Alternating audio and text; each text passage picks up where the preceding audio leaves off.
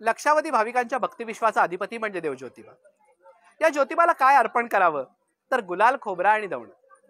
गुलाल अर्थातच विजयोत्सवाचं प्रतीक.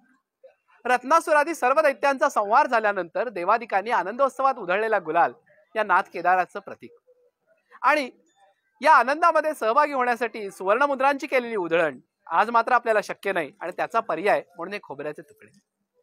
हा गुलाल आणि हे खोबरं नाथाच्या चरणावरती अर्पण केलं की जणू अवघ्या विश्वाचं साम्राज्य, विश्वाचं वैभव या देवाच्या चरणावरती अर्पण केल्यासारखं असतं. आणि त्याच्याच जोडीला महात्म्य असतं ते दवण्याचं. दवणा ही खरं तर हिमालयात उगवणारी वनस्पती मानली जाते. कोण एकेकाळी भैरवानं सर्व देवांना शांत केलं, सर्व देवांचं दमन केलं म्हणून भगवान विष्णूंनी त्याला शाप दिला की तू वृक्षरूपात प्रगट हो.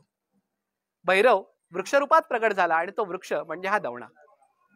आणि त्यानंतर शिवांच्या सांगण्यावरून विष्णूंनी त्याला पुन्हा एकदा उशाप दिला, भैरव रूप प्राप्त करून दिलं आणि त्यानंतर वरदान दिलं की दरवर्षी चैत्र महिन्यात तुला आम्हाला अर्पण केलं जाईल. म्हणून चैत्राच्या शुद्ध प्रतिपदेला सर्व देवतांना, द्वितीयेला शिवपार्वतीला, तृतीयेला गौरीला, चतुर्थीला गणपतीला, पंचमीला नागाला, षष्टीला भैरवाला, सप्तमीला सूर्याला, अष्टमीला देवीला, नवमीला सुद्धा देवीला, दशमी एकादशी शिवाला, एकादशीला विष्णूला, द्वादशीला पुन्हा एकदा शंकराला, त्रयोदशी पासून चतुर्दशी पौर्णिमा भैरव आणि एकविरा अशा सर्व देवतांना दवणा अर्पण करण्याचं विधान आहे.